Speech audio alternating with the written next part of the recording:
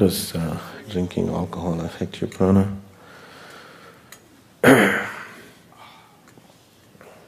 See, if you're drinking alcohol, you know, if you drink it, initially it makes you feel good. The goodness of alcohol is coming because it loosens you up a little bit. You are so uptight that you can't even sing in the bathroom. Suddenly you have a few drinks, you can sing on the street and dance. Isn't it? It loosens you up a little bit. So if you're so uptight, alcohol loosens you a little bit, and that's great freedom. That's a lot of freedom in a person, that he feels little more flexible within himself. He feels like he's free. That is the attraction of alcohol. But this freedom lasts for some time, and then you know you have the hangover. So what the alcohol is doing to you is, it is dulling certain aspects of you which are constantly troublemakers for you, creating tension, agitation, nonsense, suspicion, this, that. When you get drunk, do you see people become overly loving and friendly and yes, generous? Do you see this? So it puts down your ugliness for some time. But if you put little more alcohol, you will become terribly ugly. Have you seen that also? So, if you're interested in keeping yourself vibrantly alive, any intoxicant is not supportive. There's a beautiful story in Arabia. There was a devout religious Arab. One day, the devil appeared in front of him and told him, say, it's time to die. He's still in the prime of his life. It's time to die for you. But if you want to earn back your life, I'll give you the option. Any one of these three acts if you commit, I'll give you a new lease of life. One is, you must kill your devout servant. He has a very devout, faithful servant. You must kill him. Or you must beat up your wife. Or you must drink wine. The devout Arab is not supposed to do any of these three things. Then he said, how can I kill my devout servant? He is so faithful to me. I cannot kill him. Such a thing is not possible. And how ridiculous! How can I abuse my wife? I cannot beat her. Okay, let me drink the wine. So he drank the wine. Once he drank the wine, he got inebriated, and anyway he beat up his wife. And the servant came to protect the wife and he killed him.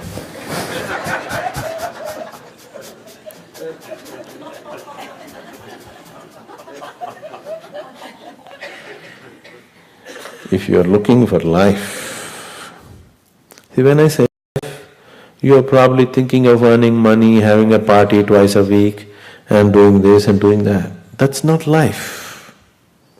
That's an arrangement that you made.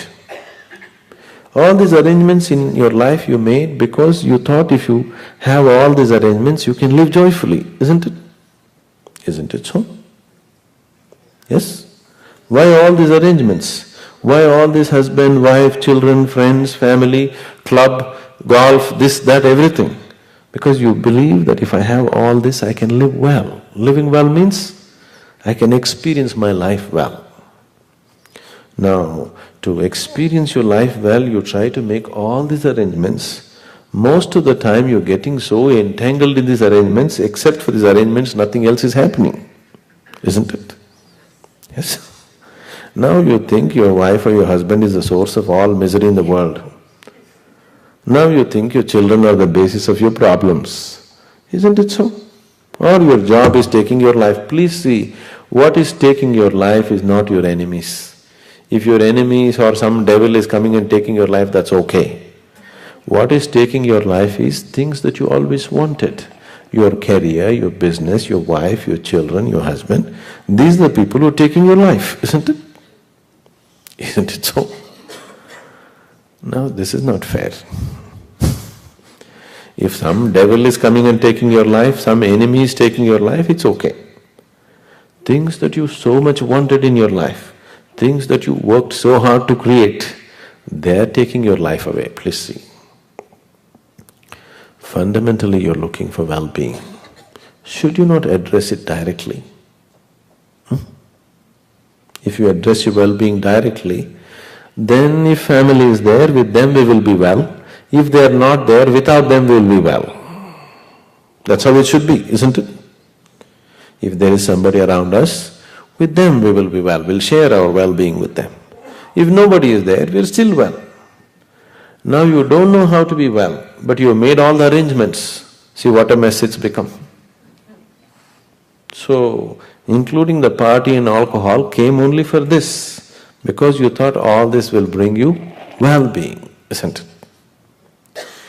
Now, if you organize your life energies in such a way that you will be anyway well, I can have you intoxicated on life in such a deep way, 3 days you will be wobbly on your feet. Really. You come and see in the ashram, people who are into different states of meditation, they are like drunk. They are like this. People, there was a time when people thought something is happening in this ashram. What is happening? There are no gates to the ashram, anybody can come. But they don't come. They go sit on the mountains with binoculars, they're watching. What's happening? And people are in different states of ecstasy, they're going crazy by themselves. Oh, they're all taking some kind of drug. Some secret drug, huh? They're beating their wives? Not at all. Such a thing will never happen. Such a thing will never happen. I am always totally drunk. If you look into my eyes, you will see I am all the time absolutely drunk. But am I balanced enough to handle the reality? So you can be like this, all the time pissed drunk, but totally balanced. If you want to let go, you can let go. If you don't want, so if you're inebriated like this all the time with life, instead of wine, I'm talking about why don't you get inebriated with D-wine?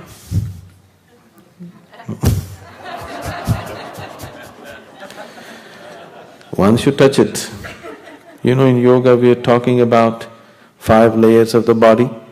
The 5th layer, the final layer of the body is bliss body. If you just touch it, if you align these 3 bodies properly, the 4th one is not in your hands. If these 3, physical body, mental body and energy body, if you align them properly, then the bliss body will find expression. Right now these 3 are disaligned, so it does not find expression. If you align them properly, once the bliss body finds expression, you will see you are just blissful by your own nature. If you know, those of you who come to the Bhava Spandana, you will see people get so madly drunk. Without any drink, without any chemical, without any input, just you touch them in a certain way, they will become so inebriated. Blissful means dripping with it. Many of them can't stand on their legs, they will be like that. 3 days they'll be absolutely drunk. So, whatever the pleasure that is coming when you get drunk on alcohol is not coming because of the alcohol. Because it loosened up certain things, it is coming from within you. All experience is coming from within you, isn't it? Now I am talking about bringing that forth consciously without using any chemical, no hangovers, doesn't cost anything. Wherever you are, you can always be drunk. Interested, the drunkards?